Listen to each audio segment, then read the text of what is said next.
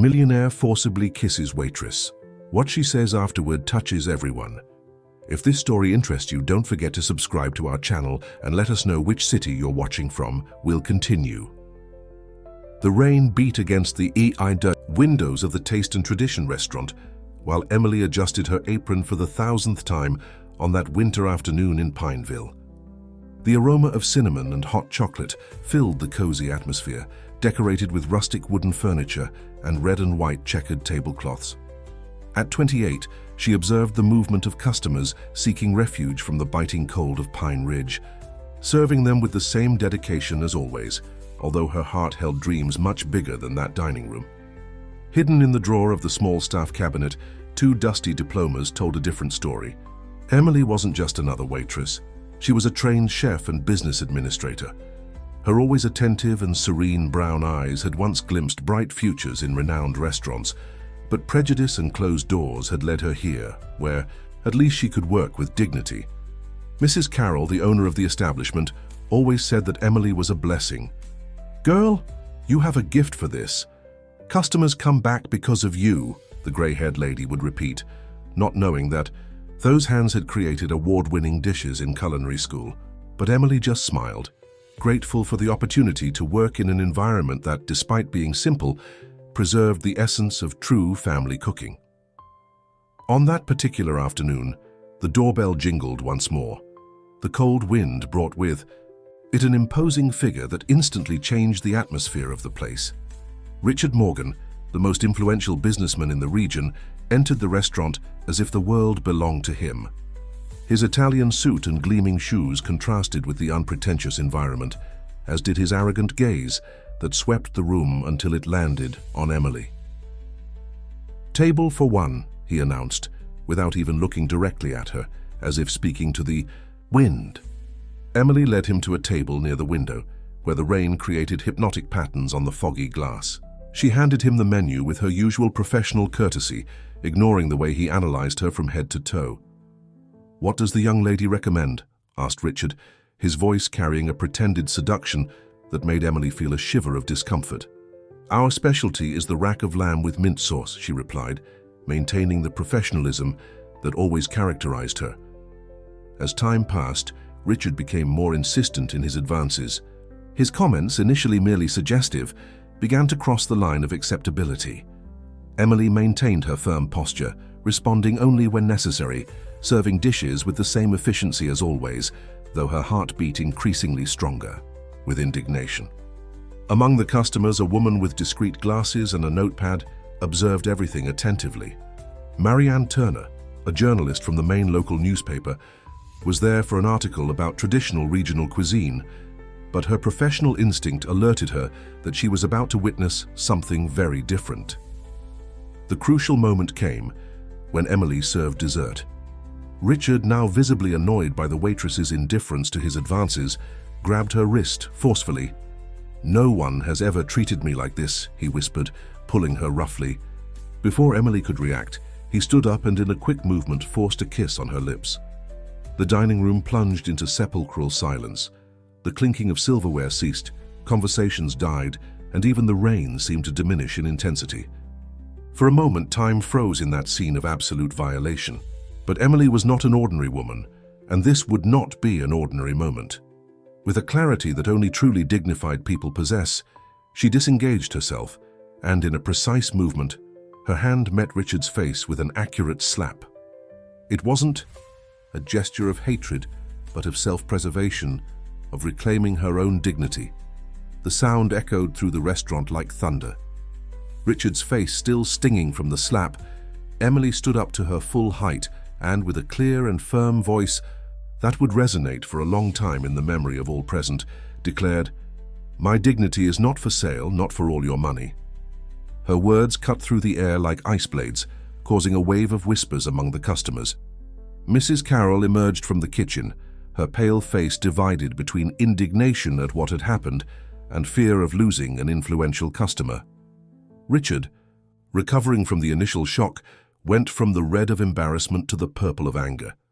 "Do you have any idea who I am?"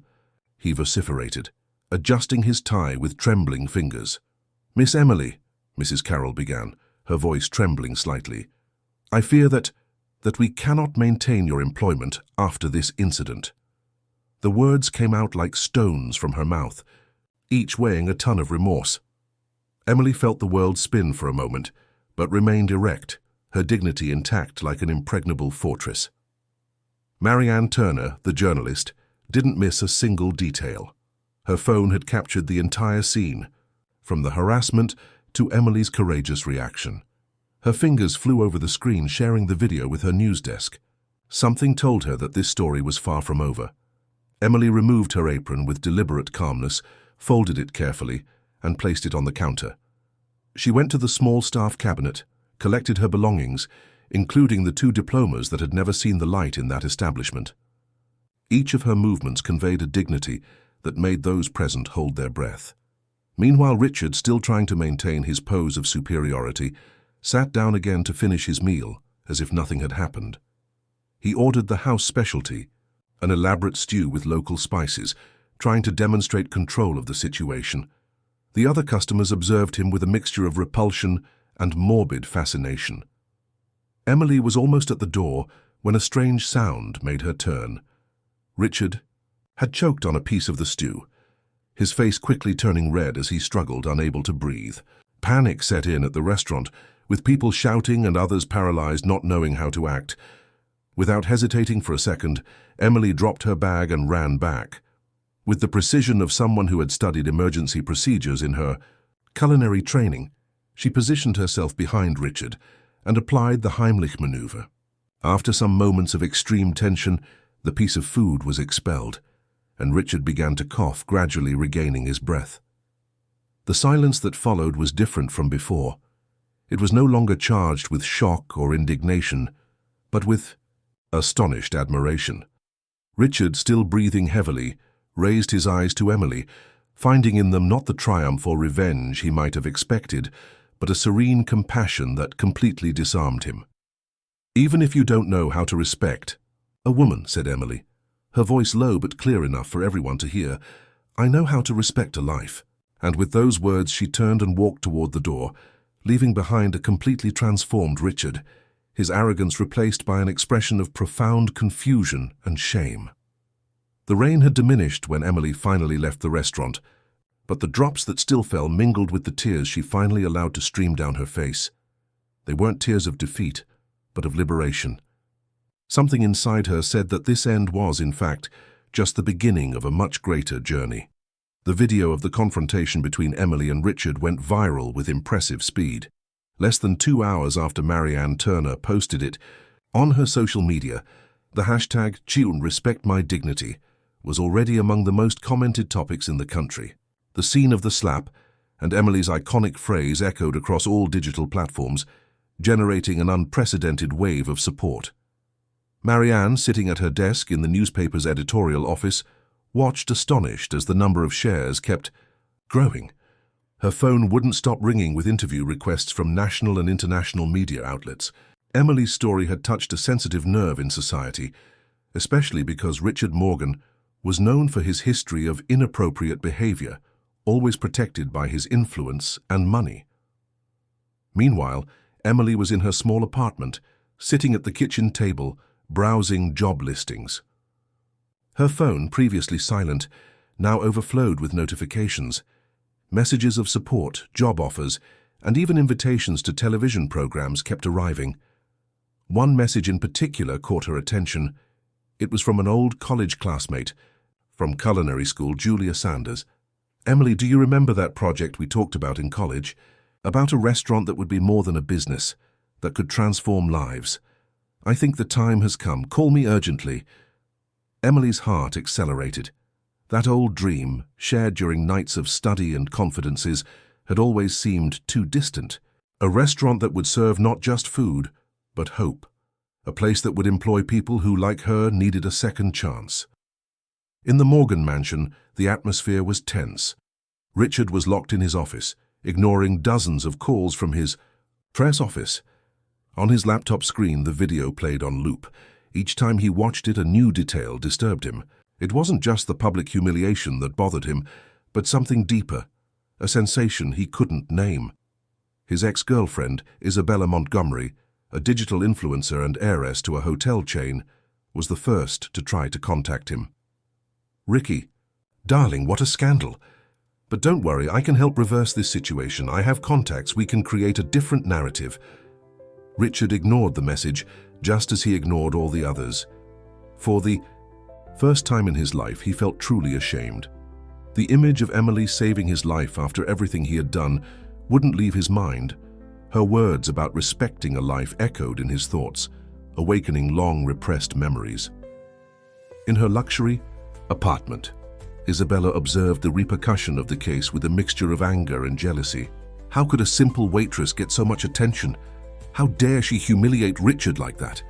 Her fingers nervously drummed on the marble table while her mind devised a plan. If Emily wanted attention, she would get much more than she expected. Marianne. Turner, in turn, perceived that there was something bigger behind this story. It wasn't just another case of harassment. It was a perfect portrait of the dynamics of power and privilege that permeated society. Determined to go deeper, she began to investigate Richard Morgan's past and his business connections. The journalist discovered an interesting pattern. Several talented women had passed through the Morgan enterprises, but few remained for long. Those who left, curiously, signed confidentiality agreements. It was time to make some delicate phone calls. At the end of that day, Emily received an unexpected call. It was from Richard's father, the patriarch of the Morgan family. "Miss Emily," his voice was grave and controlled, "I would like to arrange a meeting. I believe we can transform this situation into something positive for all involved." Emily hesitated, her instinct warning her about possible traps, but something in the proposal intrigued her. Perhaps it was the opportunity she needed to realize her greater dream. August Morgan's office was exactly as Emily had imagined, imposing with noble wood furniture and a privileged view of the city. The patriarch of the family, a man in his early 60s with perfectly aligned gray hair, observed her from the other side of his majestic desk. At his side, Richard kept his eyes downcast, visibly uncomfortable. "Miss Emily," began August, his tone calculatedly cordial, "we want to offer compensation for the incident." He slid an envelope across the table. "In addition, we are willing to make you the majority partner of Taste and Tradition, after a complete renovation, of course." Emily looked at the envelope without touching it. Her eyes met Richard's, who finally raised his face. For a brief moment, she saw something different in that look, no longer the arrogance of before, but a mixture of shame and curiosity. "With all due respect, Mr. Morgan," Emily responded, her voice firm, "I didn't come here for money or for a ready-made restaurant. I came because I believe we can do something truly meaningful." She opened her folder and took out a carefully prepared project, the fruit of sleepless nights after the incident. The project detailed a school restaurant in a peripheral neighborhood, focused on empowering people in vulnerable situations. "I don't want charity," continued Emily. "I want a real partnership, a place that can transform lives through gastronomy." August frowned, but before he could respond, Richard spoke up. "Dad, she's right. We need to do something different this time." It was the first time he had spoken since the beginning of the meeting, and his voice carried a tone that surprised everyone, including himself. Outside the office, Isabella Montgomery anxiously awaited news from her source within the company. When she learned of Emily's refusal of the money, her face contorted into an expression of disdain. Immediately, she began making calls. If that waitress wanted to play, she would learn the rules of the game. In the following weeks, Emily and Julia began working on their dream. They found an abandoned warehouse in Hope Village, a place that, despite its name, lacked prospects. With the help of local residents and some former colleagues from Taste and Tradition, they began renovating the space. Richard, contrary to everyone's expectations, started seeing a renowned therapist, Dr. Laura Stevens. In the sessions, he delved into painful childhood memories, his father's constant demands, the absence of displays of affection, the pressure to be a strong man. For the first time, he allowed himself to question the patterns he had always accepted as absolute truths.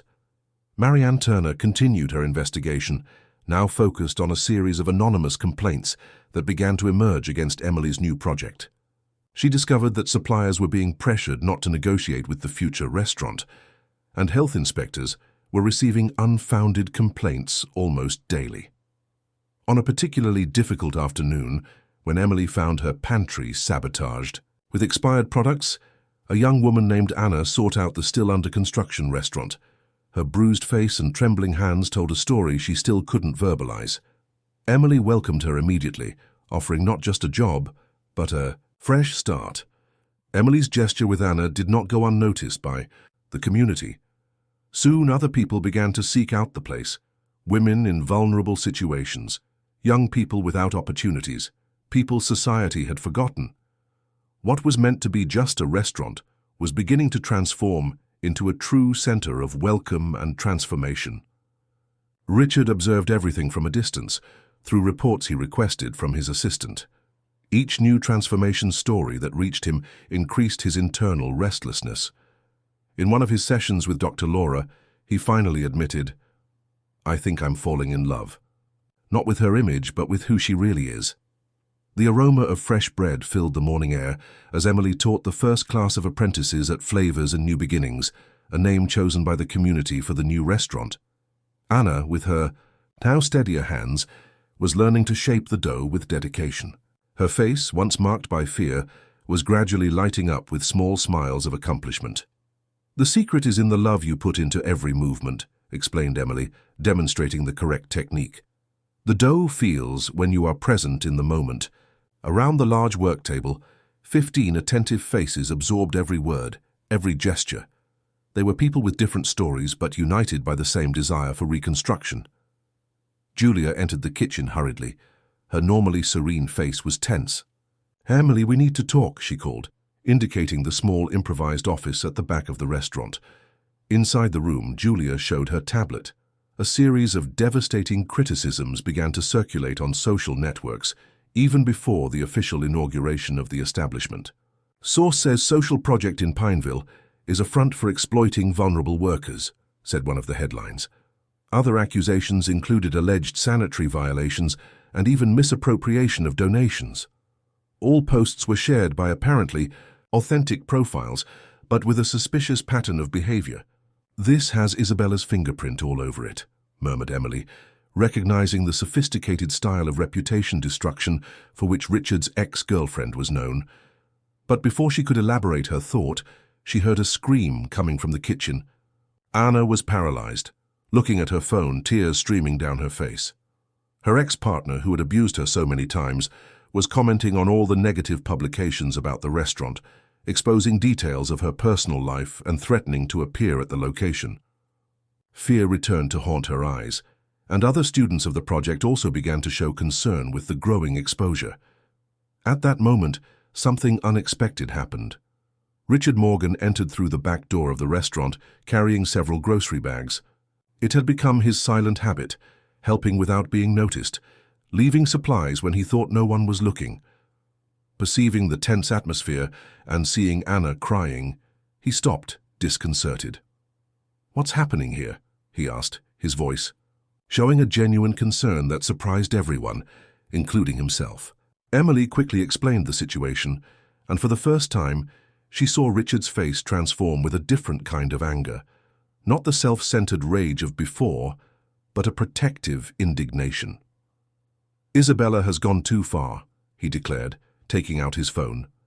He made a quick call, and in less than half an hour, Marianne Turner arrived at the location, accompanied by her reporting team. The journalist had already been investigating the defamation network and had concrete evidence linking all the negative posts to a digital marketing agency contracted by Isabella. "You don't need to be afraid," affirmed Marianne, addressing especially Anna and the other students. "We're going to tell the true story of this place."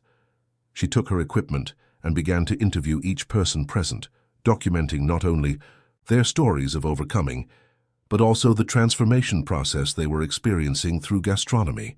Richard observed everything with a mixture of admiration and regret. Seeing Emily handle the crisis with such dignity and strength made him question every moment of his life in which he had confused power with right, privilege with deservingness. In a moment of pause, he approached her. "I'm sorry," he said simply, "not just for what I did, but for having been part of a system that allows things like this to happen." Emily looked him in the eyes, seeing for the first time the man behind the arrogance transforming. "The best way to apologize is to help change that system," she replied with a small smile. Marianne's report was published the next day, exposing not only the defamation campaign, but mainly highlighting the positive impact the project was already having on the community. Social networks, which previously echoed unfounded criticisms, filled with messages of support and offers of help from all corners of the country.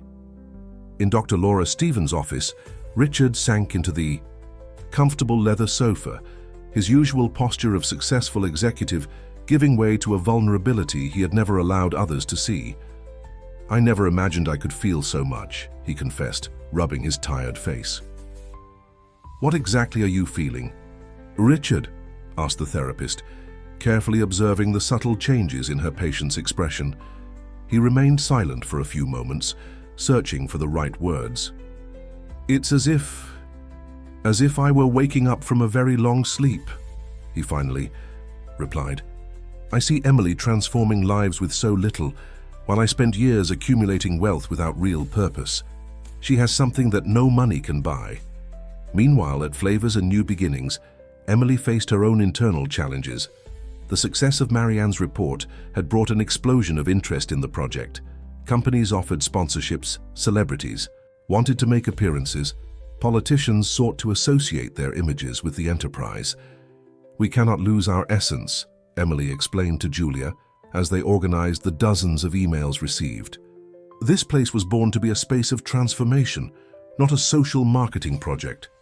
Anna, who now assisted in the restaurant's administration, in addition to participating in the culinary classes, observed her mentor with admiration. "Emily," she called timidly, "I think I found a solution to manage all these proposals." She then presented a detailed spreadsheet, separating the offers of help into categories and evaluating the real impact that each could have on the project. Emily smiled, proud. Anna was no longer the frightened woman who had arrived weeks ago. She was transforming into a competent and confident professional. This was exactly the kind of change the project sought to provide. On the other side of town, Isabella Montgomery faced her own crisis. The exposure of her involvement in the defamation campaign had tarnished her reputation as an influencer. Brands began to cancel contracts. Followers abandoned her profile by the thousands. For the first time in her life, she faced the real consequences of her actions. "How dare she?"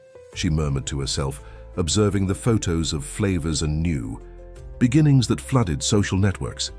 But there was something different in her tone. It wasn't just anger anymore. There was a hint of envy of the authenticity that Emily emanated, something that she, with all her filters and studied poses, had never achieved. August Morgan was also going through his own journey of discoveries. He observed from afar the changes in his son, noting how Richard seemed lighter, more present. One afternoon, he decided to visit the restaurant without notice, wanting to understand what was causing such a transformation. What he found took him by surprise. Instead of the welfare project he expected to criticize, he encountered a professional and welcoming work environment. He saw people being treated with dignity and respect, learning not just culinary techniques, but recovering their self-esteem and independence. Hidden in a corner of the room, he observed Emily guiding a practical class. Her leadership was natural, without need for imposition or hierarchy. People followed her not out of fear or obligation, but out of true admiration and trust. It was at this moment that August began to understand what his son had seen. It wasn't just about food or work. It was about humanity, about seeing others as equals, about creating real opportunities for transformation. At the end of that day, as he was preparing to leave discreetly, August was surprised by Emily, who had noticed him since his arrival. "Mr. Morgan," she called, "would you like to try our new apple pie recipe? It's a collective creation of the class."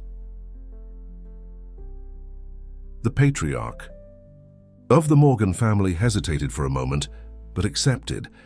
As he tasted the sweet, something in his severe expression softened. The flavor brought memories of his own mother, of a time when life was simpler, more genuine. The day of the official inauguration of Flavors and New Beginnings approached, and excitement took over the place.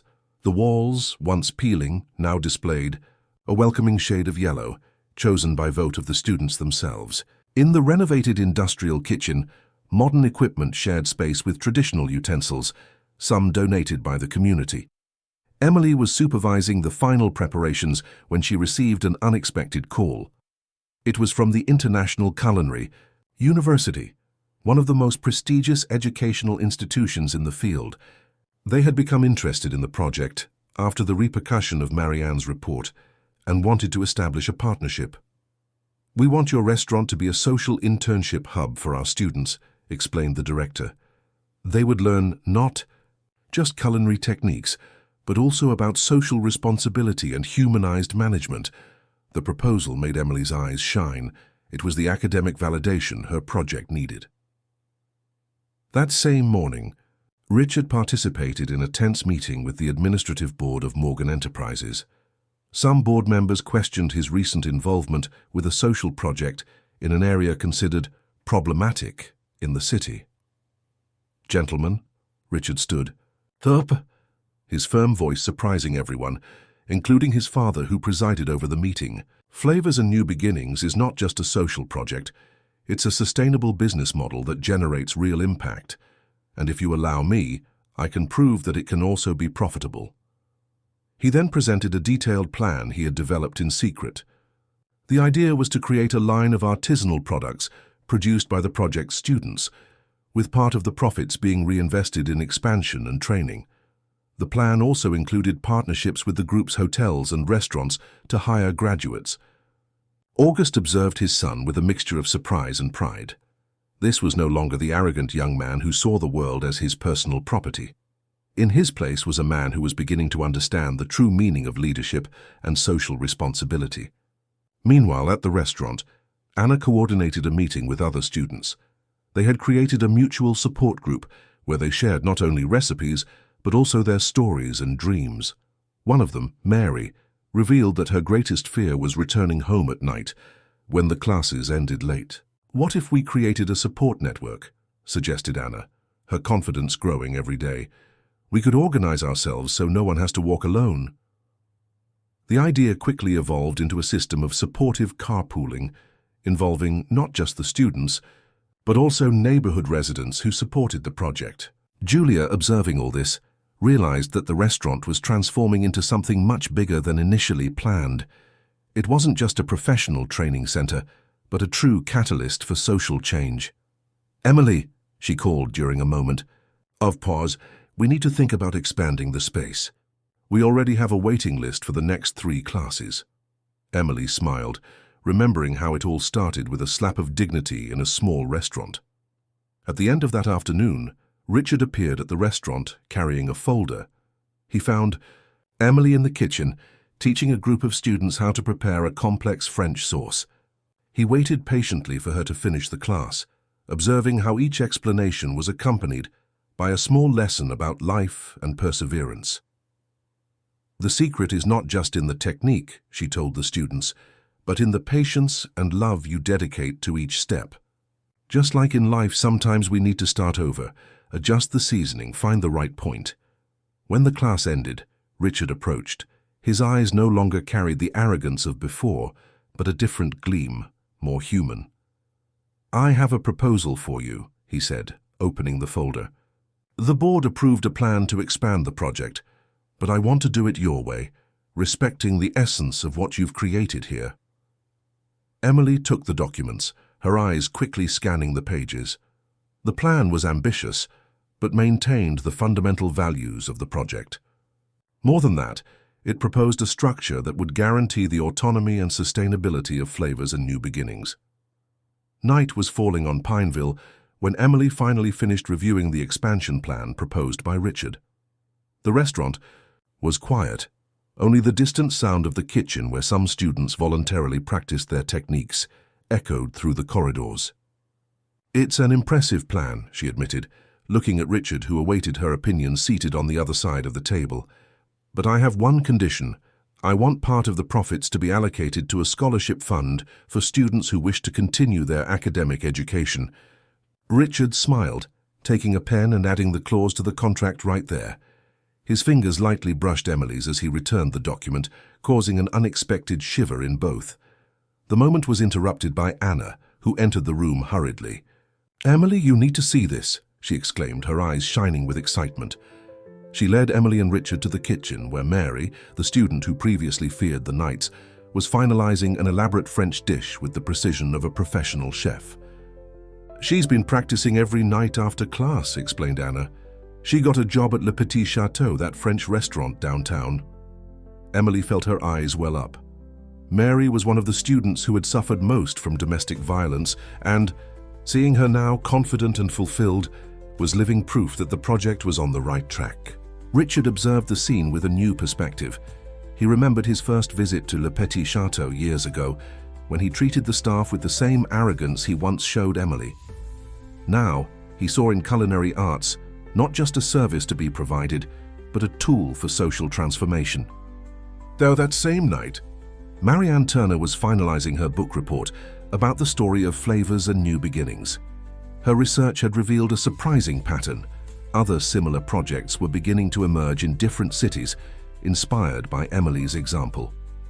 "What began with a slap of dignity," she wrote in her last chapter, "has transformed into a wave of social change that transcends gastronomy. It's a story about power and privilege, yes, but mainly about how respect and empathy can transform realities." Isabella Montgomery, who followed everything from a distance through social networks, felt increasingly displaced in her world of appearances. The perfect photos and inspiring captions no longer brought the same satisfaction as before. Something had changed inside her too. One afternoon, she gathered her courage and went to the restaurant. She found Emily at the very moment she was consoling a new student who had just arrived, as frightened as Anna had been at the beginning.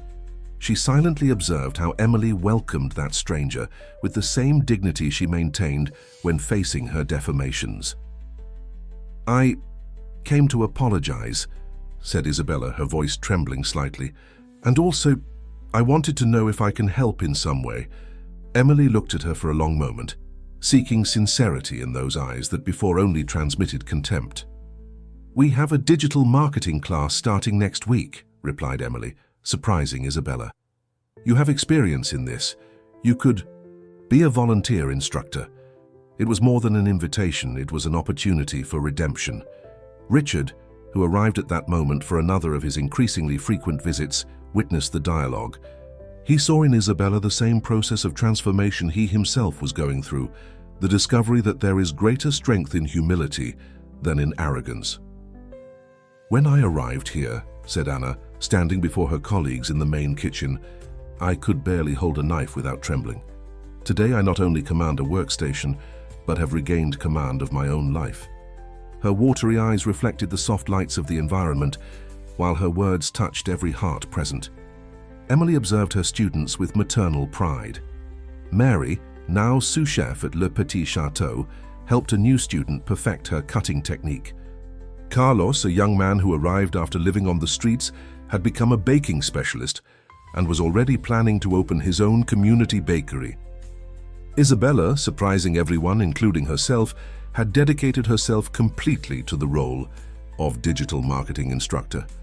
Her classes weren't limited to promotion techniques. She also shared her own experiences about the difference between appearance and essence, helping others build an authentic digital presence. "I never imagined teaching could bring so much satisfaction," Isabella confided to Emily during a break. "It's as if each person who manages to express themselves truly on social media helps me find my own truth." Richard arrived late in the afternoon, carrying not just documents this time, but also a special gift, a set of professional knives for each graduate. "These are work tools," he explained, "but also symbols of trust and responsibility." The gleam in the students' eyes upon receiving the instruments revealed that they perfectly understood the meaning of that gesture. Marianne Turner, who documented Everything for her book captured a particularly touching moment. August Morgan, who had arrived discreetly, observed a practical class of one of the new groups. An elderly lady taught traditional techniques of Portuguese pastries, recipes passed down for generations in her family. "My mother made these sweets," murmured August, more to himself than to others. "The smell, it's exactly like in my childhood." The lady, hearing his comment, invited him to participate in the class. To everyone's surprise, the powerful businessman accepted, removing his jacket and rolling up the sleeves of his imported shirt. Julia, always attentive to administrative details, met with Emily to discuss the final adjustments before the inauguration. Reservations for the restaurant were already complete for the next 3 months, and the waiting list for the training classes kept growing. "We need to think about fair selection criteria," pondered Emily. "I don't want this to become an elitist project. The essence is precisely to give opportunities to those who need them most." Together, they developed an evaluation system that considered not just socio-economic need, but also commitment to collective development. At the end of that day, when almost everyone had already left, Emily found Richard alone on the restaurant's veranda, contemplating the view of the neighborhood he previously considered just a problematic area. The lights of the houses shone like earthly stars, each telling its own story of struggle and hope. "You know," he began without taking his eyes off the landscape, "I always thought success was about building empires, accumulating power. Now I understand it's about building bridges, connecting people, transforming realities." Emily approached, feeling the soft perfume of the spring night. "Sometimes we need to lose, something to find something greater," she replied, remembering the day she lost her job at Taste and Tradition. "That slap wasn't just at you, Richard. It was at everything that represented oppression and disrespect." Richard turned to her, his eyes reflecting a vulnerability he now didn't fear showing. "You taught me that true strength lies in the capacity to recognize mistakes and change, not just in words but in concrete actions." The silence that followed was charged with unspoken meanings, with feelings that bloomed slowly, like the aromatic herbs in the small community garden they had created at the back of the restaurant. The transformation of both was like those plants, organic, gradual, and deeply rooted. The inauguration day dawned with a golden light that seemed to bless flavors and new beginnings. From early on, the team worked in harmony, preparing a menu that told not only the story of the project, but also the personal story of each student involved. Anna led the hot kitchen team with a confidence that made it seem impossible that months ago she was a terrified woman without prospects. Under her guidance, complex dishes came to life, each carrying a special meaning. "This risotto," she explained to a group of journalists covering the event, "is inspired by Mrs. Francis's story, who fled the drought in the south and found her new beginning here." The aroma of saffron mixed with her words, creating a complete sensory experience. Isabella, in her new role, coordinated the live broadcast of the event on social media. Her posts, previously superficial and self-centered, now told real transformation stories. "We're showing that it's possible to use the internet for something greater than likes and self-promotion," she commented to Marianne, who didn't miss the opportunity to include this reflection in her book. The journalist, in turn, observed everything with attentive eyes. Her book report was about to be launched, and each moment of the inauguration confirmed her thesis that Flavors and New Beginnings was more than a social project. It was a movement of cultural transformation. Richard arrived early, no longer as the arrogant businessman from before, but as someone who had found a greater purpose. He brought with him a surprise, a group of executives from different companies of the Morgan Group, all interested in implementing similar programs in their areas of activity. "The change needs to be systemic," he explained during a small meeting before the official inauguration. "An isolated project is not enough. We need to create a network of opportunities." Emily, who participated in the meeting, felt her heart accelerate as she saw how her dream was multiplying. August Morgan, who in recent days had gone through his own transformation journey, surprised everyone by arriving wearing a Flavors and New Beginnings apron. "I'm going to help in the kitchen today," he announced, to general astonishment.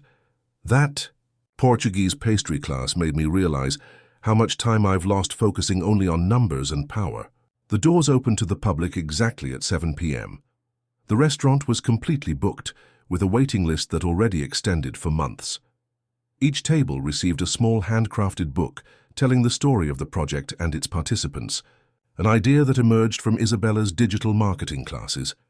The first appetizer was served, a reinterpretation of the bread with butter that Anna used to prepare for her children in the most difficult moments.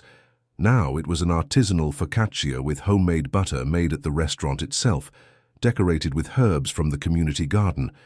Each dish here has a story of overcoming, explained Emily to the guests. We don't just sell food, we sell social transformation through gastronomy. Her words were occasionally interrupted by emotional hugs from students and collaborators. In a particular moment during service, Richard found Emily in the small vertical garden they had built on the veranda. The place had become a kind of refuge for both, a space where they could simply be themselves.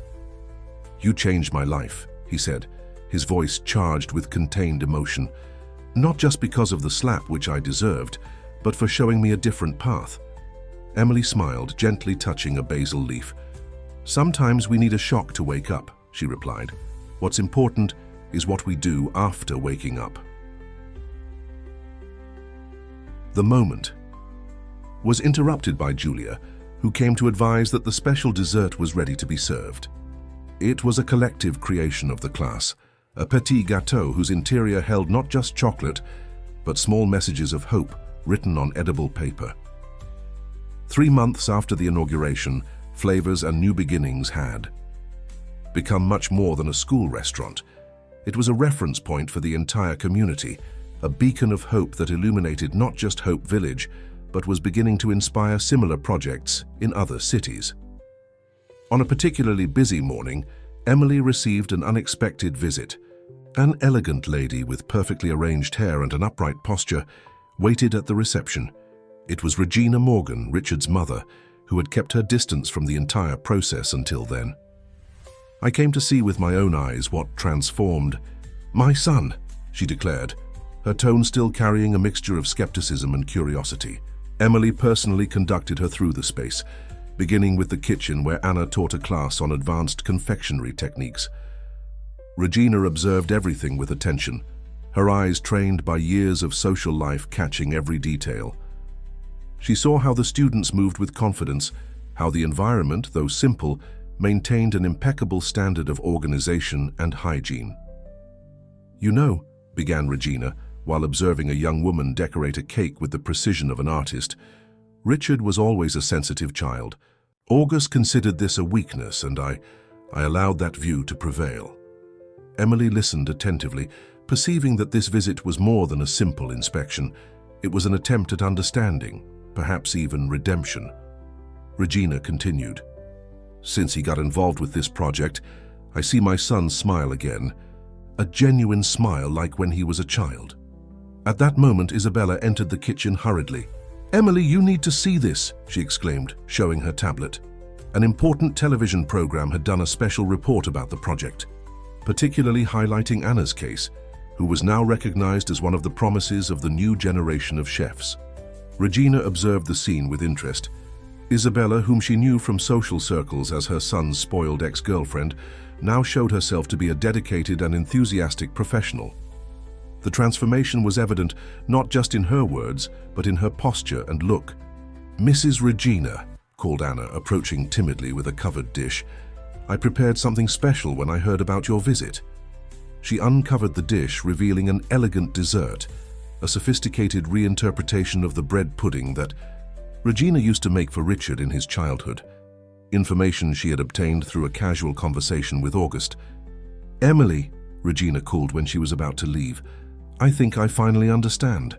It's not just about food or work, it's about giving people back something that was often taken from them, their dignity." That same day, later, Richard found Emily on the now familiar veranda of the restaurant. She told him about his mother's visit and how it seemed to have closed an important cycle. "It's strange," he reflected, "how sometimes we need to completely lose ourselves to find our true path." Emily smiled, remembering her own journey from taste and tradition to here. "You know what's most interesting?" she replied. "How a gesture of resistance can transform into a movement of love and transformation." The sun was setting on the horizon, painting the sky with shades of orange and pink, while the aroma of dinner beginning to be prepared filled the air. In the community garden, some neighborhood children helped harvest herbs for the evening's dishes, their laughter mixing with the sounds of the kitchen in full activity. The success of Flavors and New Beginnings was beginning to attract international attention. A renowned French culinary magazine had sent a critic to learn about the project, and his discreet presence in the restaurant caused contained excitement among the students. Emily, however, kept her attention on something she considered much more important: the graduation of the first complete class of the project. 20 students, each with their story of overcoming, were about to receive their certificates and, more than that, begin a new stage in their lives. "It's not just a certificate," she explained during the final meeting with the team. "It's the recognition of a journey of transformation." Anna, now coordinator of the training program, agreed emotionally, remembering her own trajectory. Richard had personally involved himself in organizing the graduation ceremony, not as the powerful businessman he was, but as someone who had learned the real value of human relationships. Together with his team, he ensured that each graduate had a real work opportunity waiting for them. "We don't just want to train professionals," he said during a meeting with potential employers. "We want to ensure they have a chance to build their own success stories." His speech, previously marked by the arrogance of power, now carried the conviction of someone who discovered a greater purpose. Isabella, in turn, had completely transformed her presence on social networks. Her profile previously dedicated to flaunting a life of luxury, now told real transformation stories. "Real influence is that which changes lives," she used to say in her talks, using her own story as an example of change. On a particularly special afternoon, while preparations for graduation were taking place, Marianne Turner officially launched her book report about the project. The auditorium of the main bookstore in the city was packed, and among those present was a figure no one expected to see: Mrs. Carroll, the former owner of Taste and Tradition. "I came to apologize," she said to Emily after the event, her wrinkled hands trembling slightly. "I should have defended you that day." Emily hugged her, feeling that this moment closed another important cycle in her life. Regina Morgan, who now regularly frequented the restaurant, had become one of the biggest enthusiasts of the project. Her old friends from high society, who initially mocked her involvement with an initiative in a peripheral neighborhood, began to change their opinion upon seeing the practical results of the work. "My son taught me that it's never too late to change," she commented during one of the charity lunches she now regularly organized. "And Emily showed me that true elegance is in how we treat people." The French critic, who observed everything discreetly, made a point of visiting the kitchen. He was impressed not only by the technical quality of the dishes, but mainly by the energy of the environment. "C'est magnifique," he exclaimed upon tasting a dish developed by Mary. "Here there is soul, there is heart." On the eve of graduation, Emily found Richard at the now traditional spot on the veranda. The vertical garden they had planted was flourishing, as was something special between them. You know," he began, "I always thought love was about possessing, controlling. You taught me that it's about liberating, allowing growth." Emily smiled, remembering the long road traveled since that rainy day at Taste and Tradition. "Sometimes we need to completely break in order to rebuild ourselves stronger," she replied, her words carrying the weight of lived experience. The sound of the laughter of students finalizing preparations for graduation reached them, mixing with the aroma of fresh herbs from the garden. Anna coordinated the last details of the special buffet they had prepared, each dish telling a story of overcoming. "Tomorrow," said Emily, 20 people will receive more than a certificate. They will receive confirmation that they are capable of rewriting their own stories." Richard gently took her hand, feeling how that simple gesture now carried a completely different meaning than it would have months ago. The graduation day dawned with a special energy in the air. The Hall of Flavors and New Beginnings had been transformed into a celebration space, with tables elegantly decorated with flowers cultivated in the community garden. Every detail had been thought out and executed by the students themselves, demonstrating in practice everything they had learned. Emily was in her small office adjusting her speech for the last time when Anna knocked on the door. "The graduates want to show you something," she said, with a mysterious smile. She led Emily to the kitchen, where the 20 students waited, in impeccable formation, all wearing their freshly pressed white uniforms. "We prepared something special," announced Mary, taking the front of the group. On one of the counters, a series of dishes was covered, each representing a stage of the project's journey. The first revealed a simple bread with butter, similar to what Anna used to make in her most difficult days. The last, an elaborate culinary creation that merged French techniques with local ingredients. "Each dish tells a part of our story," explained Carlos, now a respected baker. "And you, Emily, are a fundamental part of each of them." Emily's eyes filled with tears as she tasted each creation, recognizing in each flavor the stories of overcoming that she had witnessed. Richard arrived early for the ceremony, bringing with him a surprise. After months of meetings and planning, the administrative board of Morgan Enterprises had approved the creation of a foundation dedicated exclusively to replicating the model of flavors and new beginnings in other cities. "It's not just a social responsibility project," he explained to Emily, as they walked through the hall checking the final preparations. "It's a new business model which proves that it's possible to be profitable and socially responsible at the same time." Marianne Turner was covering the event for her newspaper, but this time she wasn't alone.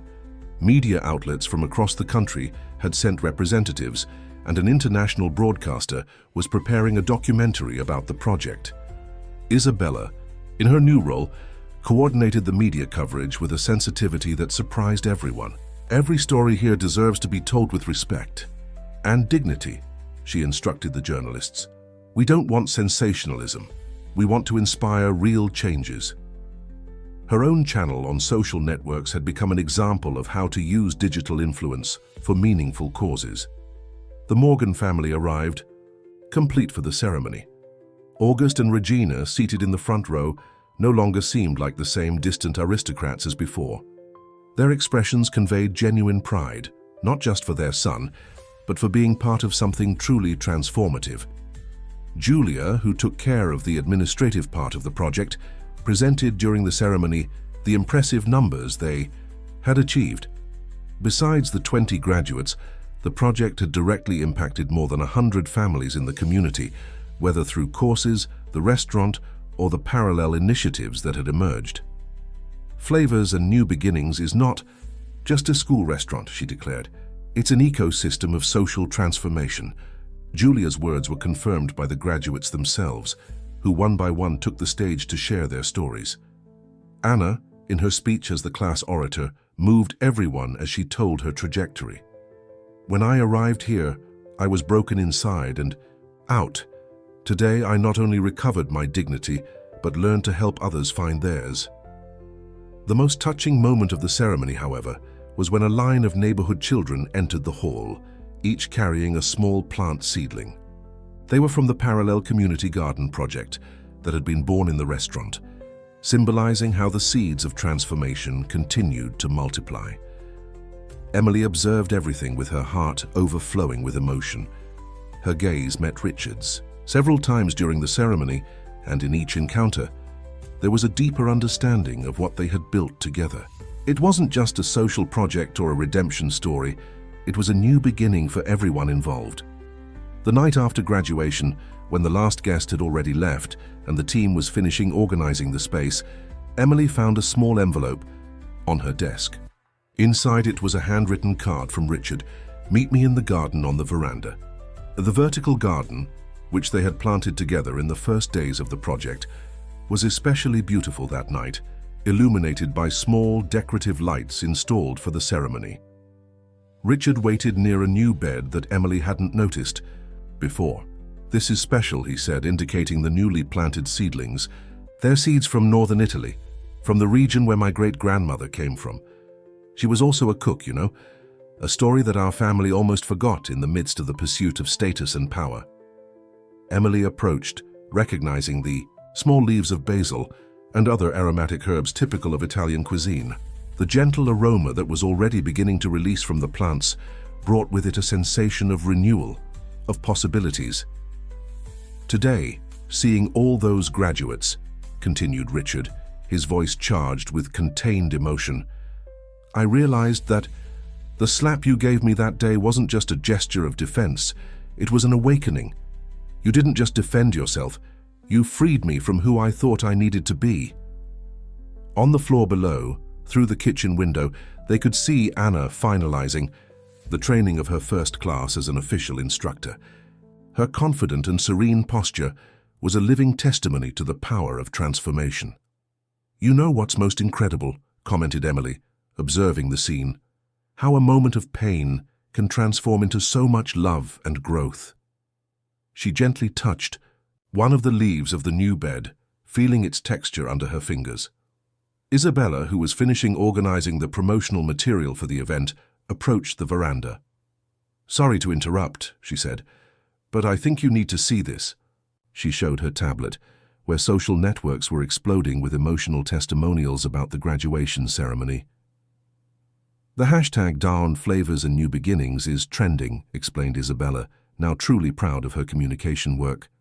But most important are the messages we're receiving from people wanting to replicate the project in other cities.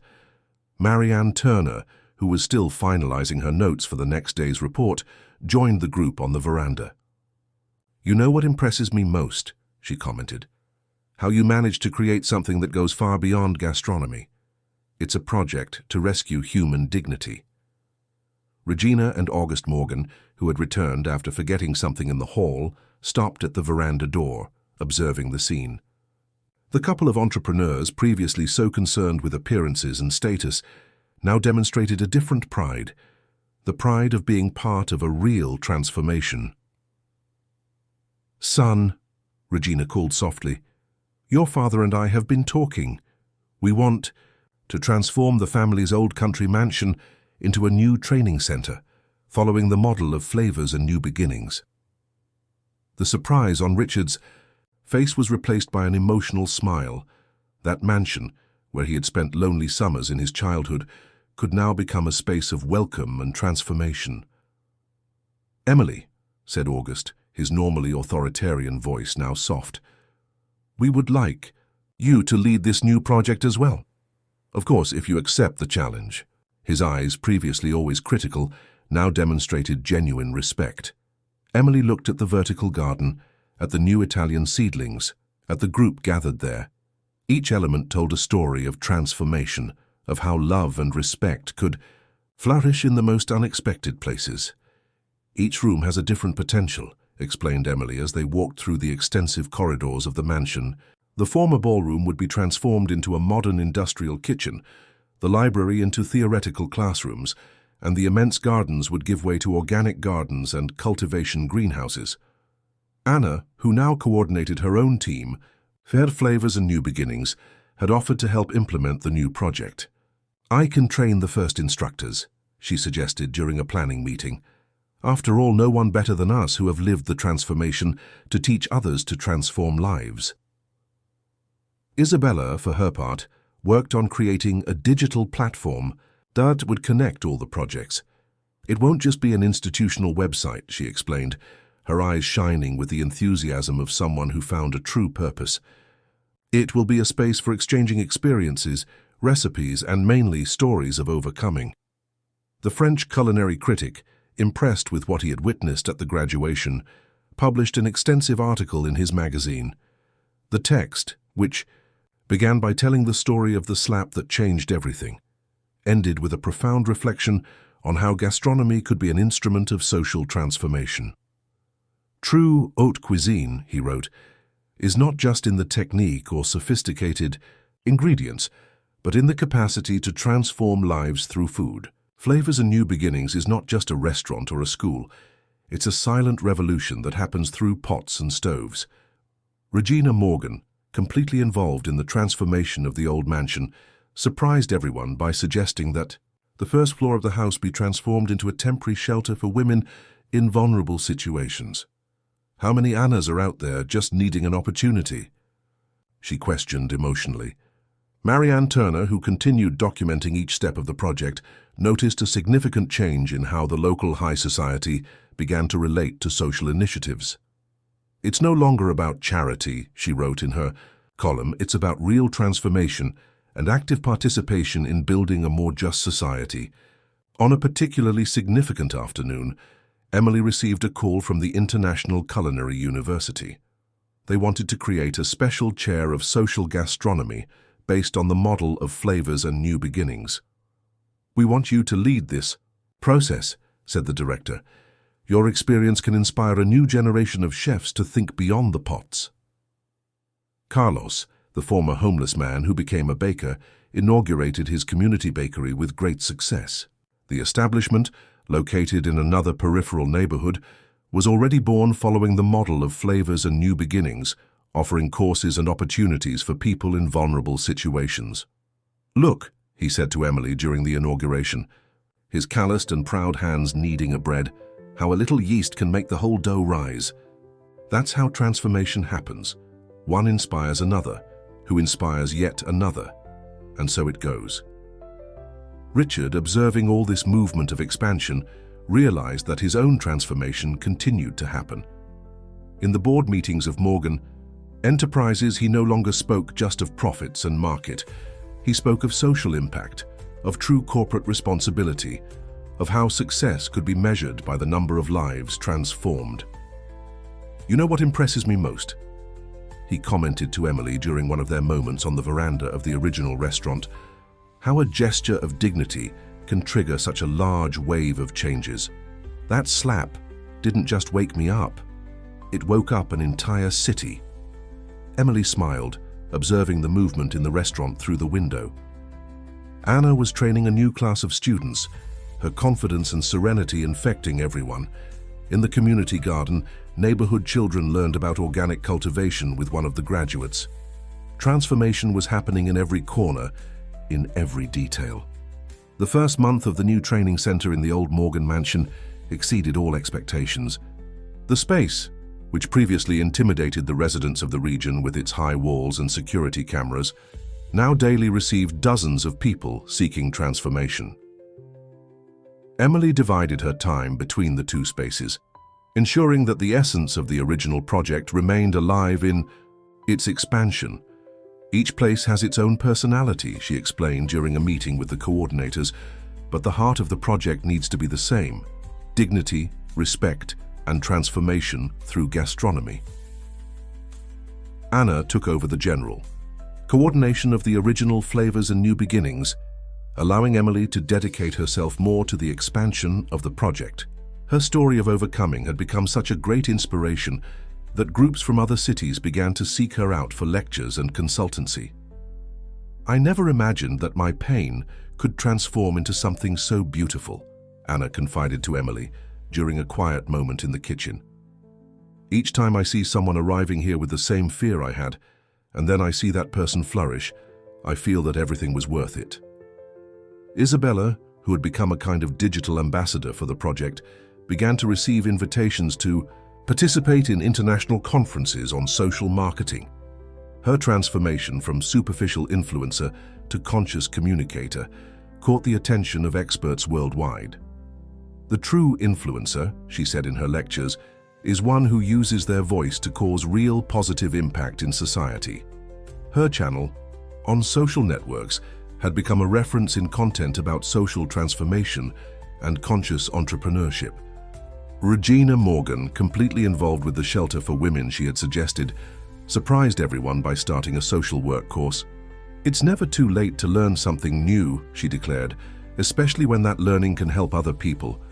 The relationship between Emily and Richard also flourished, but in a different way than either of them could have imagined at the beginning.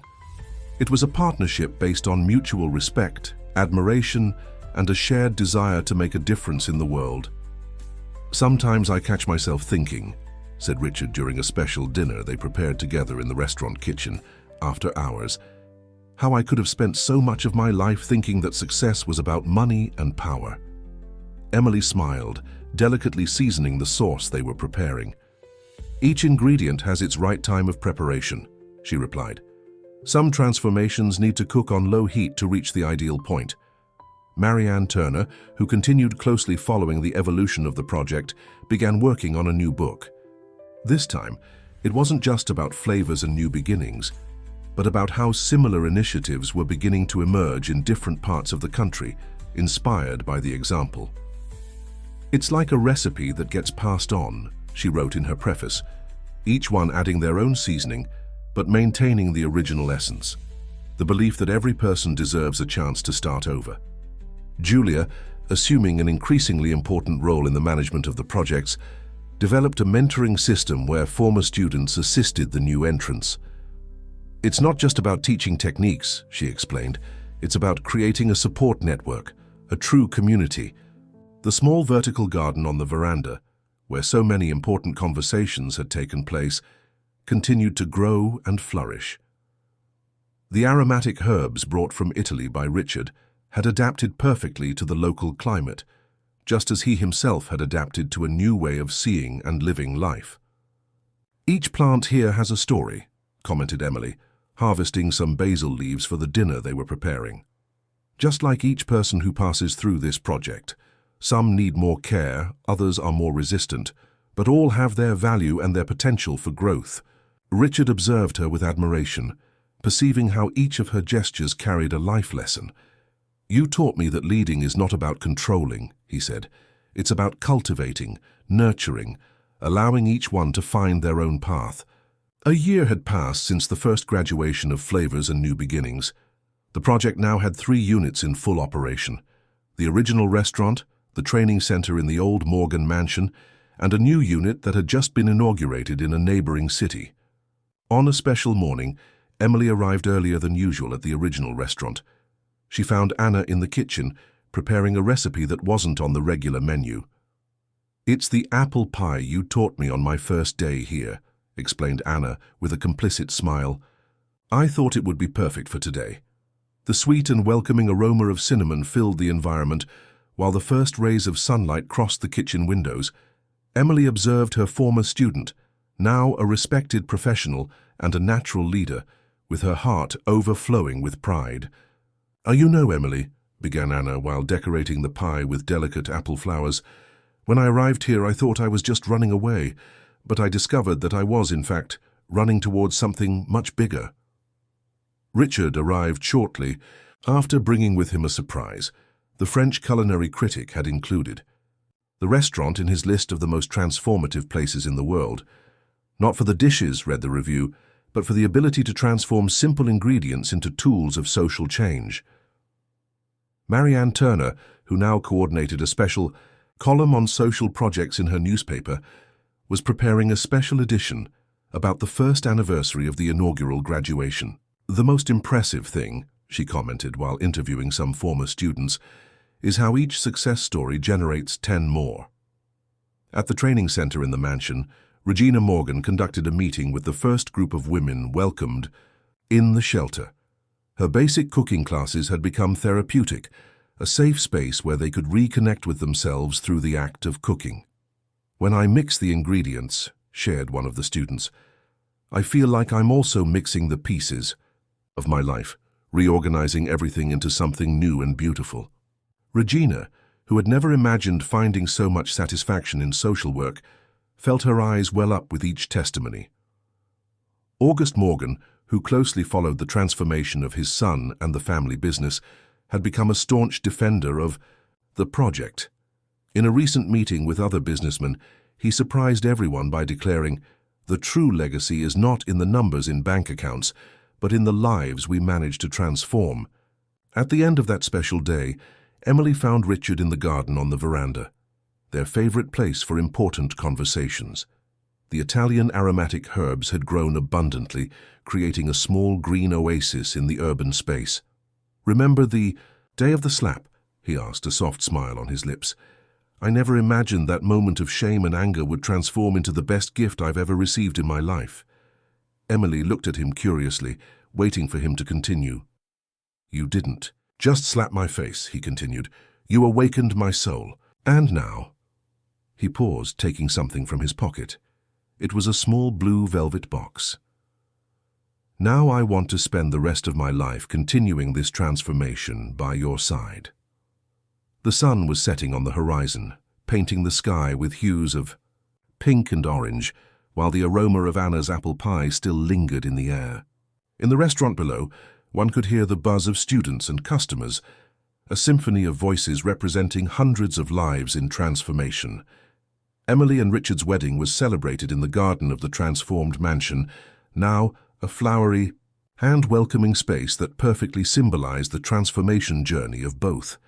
The ceremony, organized by the students and former students of the project, was a festival of flavors and emotions. Anna personally coordinated the buffet, creating a menu that told the couple's story through gastronomy. Each dish represented a significant moment, from the bread with butter that symbolized humble beginnings to elaborate creations that showed the growth and sophistication of the project. Each flavor here has a special meaning, she explained. To the guests, it's our way of honoring two people who taught us that love and dignity can transform lives. Her eyes shone with pride as she saw her students perfectly executing each recipe. Isabella, who had become one of Emily's best friends, surprised everyone with a short and emotional documentary, showing the trajectory of the couple and the project. From slap to altar, she joked, a love story that began with an awakening and transformed into a movement of social change. Regina and August Morgan, now completely transformed by the project experience, observed their son with a different kind of pride than they felt before. It was no longer pride in financial success or social status, but in the person he had become. "Son," said Regina during the party, "you taught us that it's never too late to change, to be better." August, with tears in his eyes, something unthinkable a few years ago, simply nodded, embracing his son with a love he previously didn't know how to show. Marianne Turner, who covered the event for her newspaper, noticed how the wedding perfectly reflected the essence of flavors and new beginnings. There was no distinction between important guests and project students. All shared the same tables, the same stories, the same dreams. During the party, Carlos, the former homeless man, who was now a successful baker, presented his special creation, a heart-shaped bread made with a mixture of special flours and natural fermentation. "Just like this bread," he explained, "true love needs time to grow and develop its unique flavor." The most emotional moment of the celebration was when all the students and former students of the project, more than 200 people, formed a corridor for the newlyweds to pass through. Each one carried a small lit candle, symbolizing how a single light can illuminate many paths.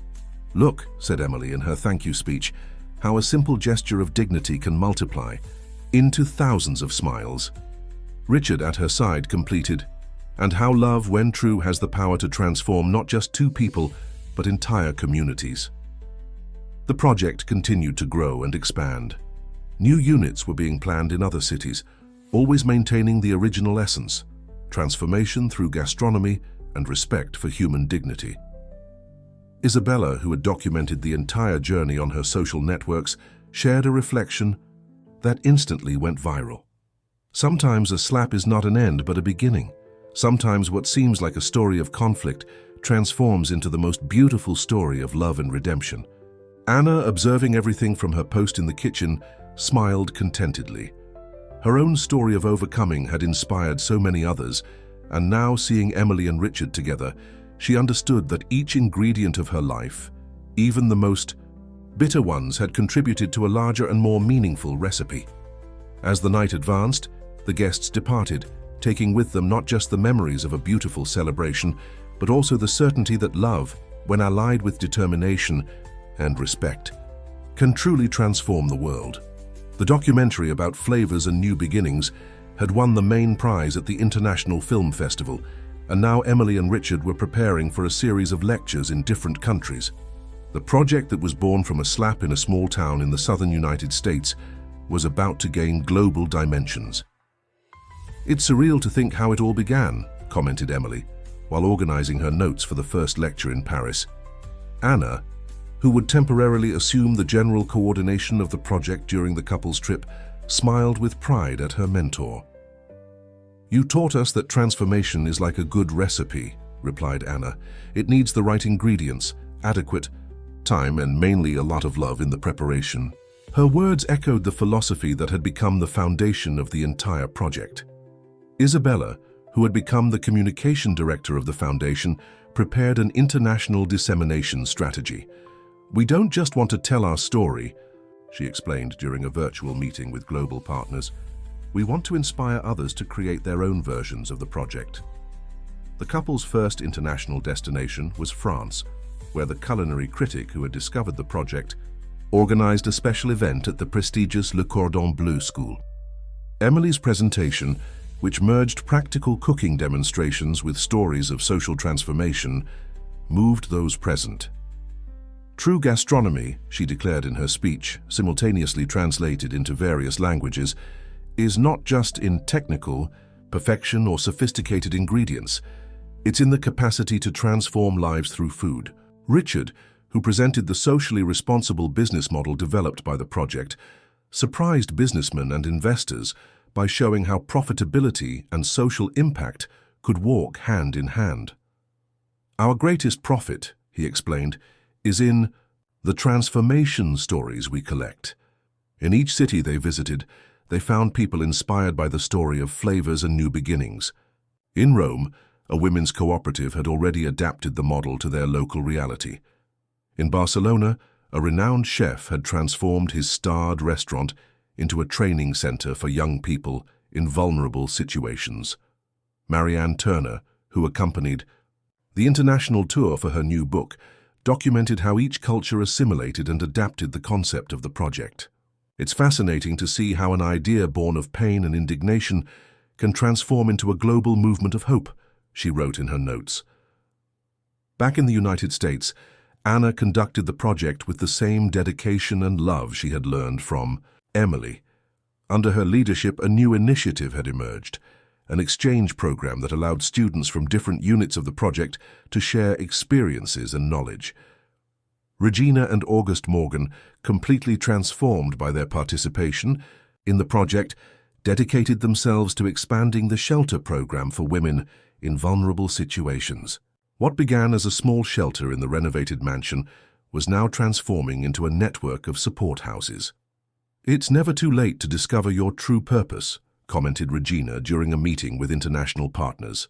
Her aristocratic accent, previously used to mark social distinction, now carried the wisdom of someone who had learned the true value of life.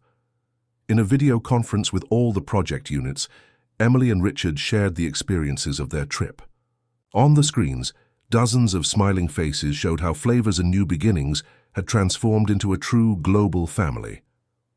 "Each place we visited," recounted Emily, "showed us that the desire to transform lives through love and respect is universal." Richard complimented, "And each new story we heard makes us certain that we are on the right path." Anna, now executive director of the foundation, organized the last details of the event with the same dedication she showed on her first day as a student. "It's amazing how life comes full circle," she commented to Isabella, while they adjusted the decoration of the hall. The additional space would be dedicated to a research and development center for social projects, where the methodologies developed at Flavors and New Beginnings would be studied and adapted for different realities and contexts. Marianne Turner, who had become one of the center's main researchers, would coordinate studies on the social impact of the project. "Each story we document," she explained during the presentation of the new space, "is living proof of how social transformation can begin with a gesture of dignity and multiply in waves of change." Regina and August Morgan, who now dedicated all their time and resources to social projects, had completely transformed the family business group. Each company in the group now had its own version of Flavors and New Beginnings, adapted to its area of activity. "Our greatest legacy," declared August during the ceremony, "will no longer be measured in numbers or properties, but in transformed lives." Regina, at his side, added, "And our grandson or granddaughter will already be born into a slightly better world thanks to this." Carlos, the former homeless man who had become a successful baker, now coordinated a network of community bakeries that spread throughout the country. "Each bread we bake," he told his students, "carries a story of new beginnings and hope."